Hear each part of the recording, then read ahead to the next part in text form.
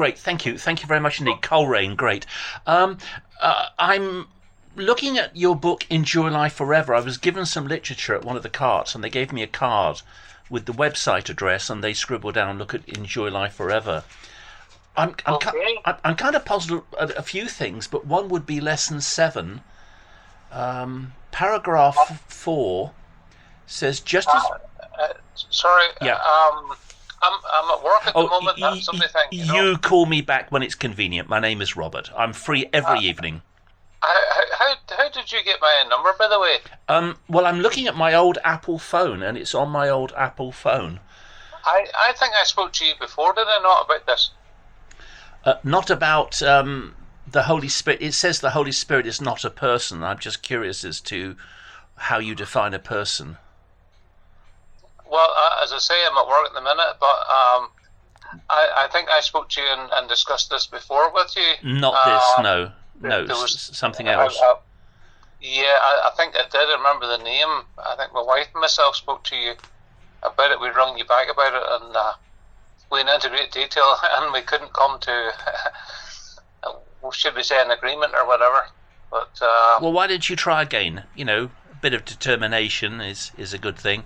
Well, why don't you call me one evening? There's no point. Why? Well, I mean, if you have a strong opinion on it, there's no point in me trying to force you to do it, and no point in you trying to force me the other way. So, we'll just leave it at that. Okay. I'm glad Jesus didn't have that opinion. Didn't he talk to the people in his day and have conversations with scribes and Pharisees? He did, but he came to the point where they had to part company as well at some point as well. After one call. Well, as I say, I've spoken to you before, and I think we were talking for over an hour the last time, so there's no point. As I say, I'm at work at the moment, so... Why don't you call me when you're not at work? I'm free every evening. Are you? Right, okay. I think, if you've not been calling a lot of the congregation, if you not, a lot of different ones. I have, and no one's got answers to my questions. That's the amazing thing. Right, okay. Well, then what's there's no point in speaking to me then.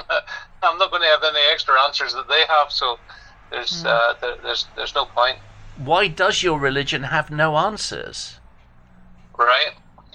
Well, why do other religions not have any answers? I've got answers. You ask me a question, I will give you an answer to the best of my ability. You can ask me a question now, and I'll try and give you an answer straight away. As I say, I'm at work at the minute. This is not an appropriate time. Then fine. Can we speak one evening? You can phone me at your convenience one evening. Will you do that? No. Why not? Because I've spoken to you before, and there's no point. You're afraid, aren't you? Yeah, I'm very afraid. You're very afraid. Very afraid. I mean, why commit yourself to a religion which you don't know anything at all about? You don't know your own history. You don't know the Bible. You don't know what other people believe. You just have blind faith in these governing body men.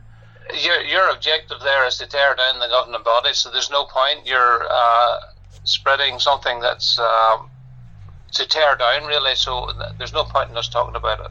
Well, if they preach the truth, I won't be successful, will I? All right, I'll have to end the conversation here. As I say, I'm at work, and, you have to take in consideration, that I have my own free time as well, and I'm working at the minute, and I cannot speak to you at the moment, and so we'll just have to part company. Okay, thank you then. Bye-bye. All right then, bye now, bye.